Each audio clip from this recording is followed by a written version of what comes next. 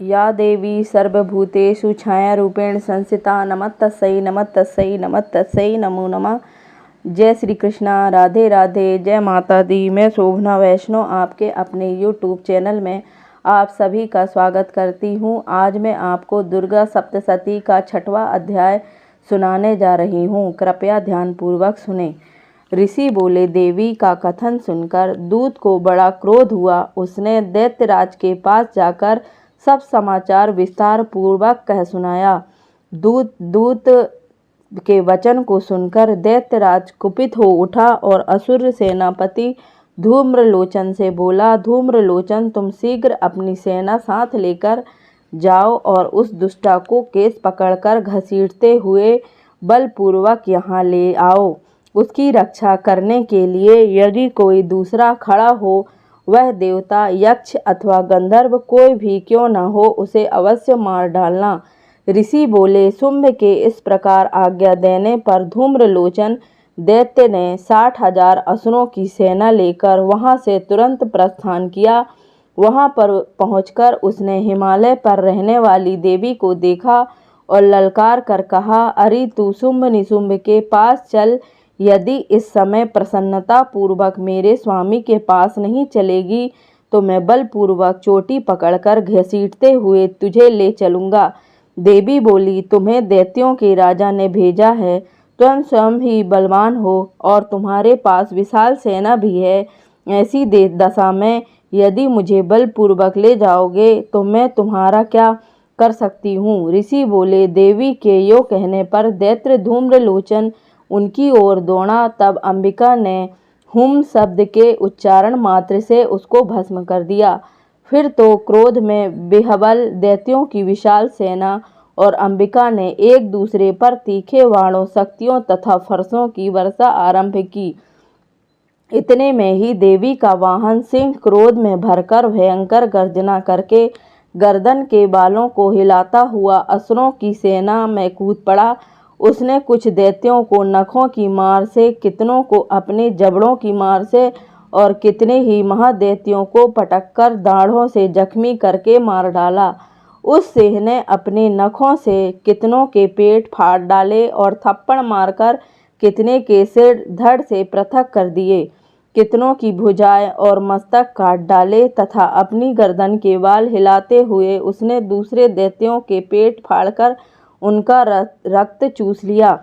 अत्यंत क्रोध से भरे हुए देवी के वाहन उस महाबली सिंह ने क्षण भर में ही असुरों की सेना का संहार कर डाला।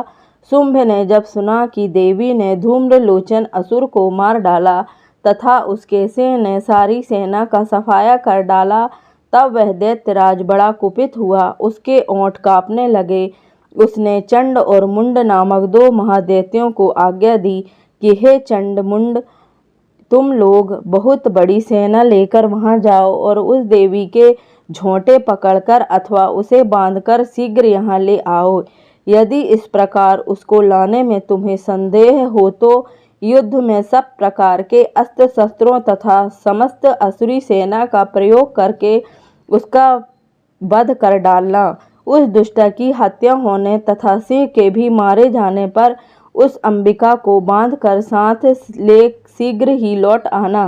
इति शुंभ निशुंभ के सेनापति धूम्रलोचन का वध नामक 6वां अध्याय समाप्त। या देवी सर्वभूतेषु शांतिरूपेण संस्थिता नमस्तस्यै नमस्तस्यै नमस्तस्यै नमो नमः।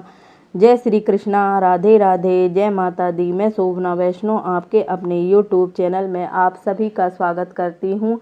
आज मैं आपको दुर्गा सप्तशती का 7वां अध्याय सुनाने जा रही हूँ। कृपया ध्यानपूर्वक सुने। ऋषि बोले, इसके पश्चात शुंभ की आज्ञा पाकर वे चंड मुंड आदि दैत्य चतुरंगणी सेना के साथ अस्त्र शस्त्रों से लेस हो चल दिए।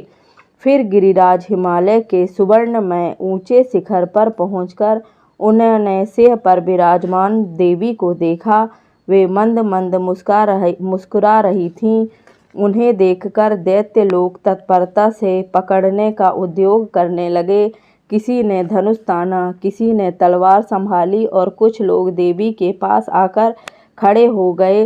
तब अंबिका को उन शत्रुओं पर बड़ा क्रोध हुआ। उस समय क्रोध के कारण उनका मुख काला पड़ गया, ललाट में भौहें वक्र हो गईं। तब वहाँ से तुरंत विकराल मुखी काली प्रकट हुई, जो तलवार और पास लिए हुए थी। वह विचित्र खड्वांग धारण किए और चीते के चमड़े की साड़ी पहने नरमुंडों की माला से अलंकृत थीं। उनके शरीर का मांस सूख गया था, केवल मात्र अस्थि पंजर शेष था, जिससे वह अत्यंत भयंकर जान पड़ती थीं। उनका मुख विशाल था, जीभ लपलपाने के कारण वह और भी डरावनी प्रतीत होती थीं। उनकी आंखें भीतर को धंसी हुई और अंगारों के समान लाल थीं। वह अपनी भयंकर गर्जना से संपूर्ण दिशाओं को गुंजा रही थीं। बड़े बड़े दैत्यों का वध करती हुए वह कालिका देवी बड़े वेग से दैत्यों की उस सेना पर टूट पड़ी और उनका भक्षण करने लगी। वह पार्श्व रक्षकों, अंकुशधारी महावतों और योद्धाओं तथा घंटा सहित कितने ही हाथियों को एक ही हाथ से पकड़कर मुखग्रास बना डालती थीं। किसी को बालों से पकड़ लेती, किसी का गला दबोच लेती, किसी के पैरों से कुचल डालती और किसी को छाती के धक्के से गिराकर मार डालती थीं।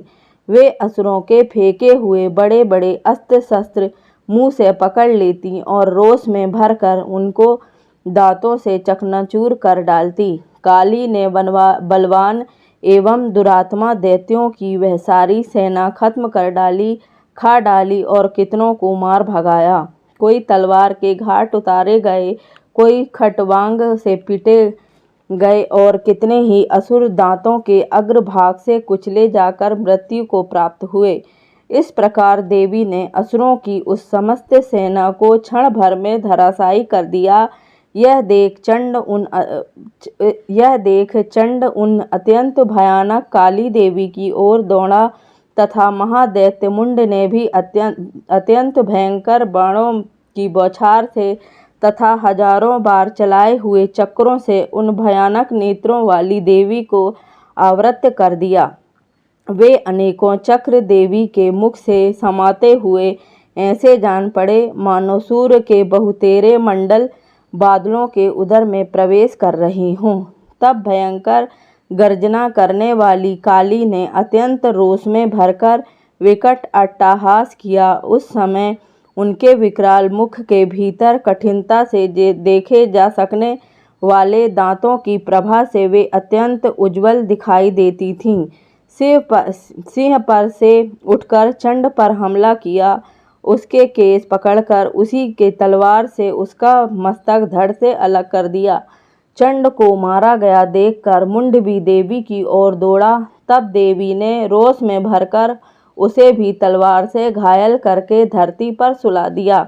महापराक्रमी चंड और मुंड को मारा गया देख मरने से बची हुई बाकी सेना आलंकित हो चारों ओर भाग गई। तत्पश्चात काली ने चंड और मुंड के मस्तक हाथ में ले चंडिका के पास जाकर प्रचंड अट्टहास करते हुए कहा, देवी मैं चंड और मुंड नामक इन दो महाअसुरों को भेंट करने के लिए आई हूँ। अब युद्ध यज्ञ में तुम शुंभ और निशुंभ का स्वयं ही वध करना।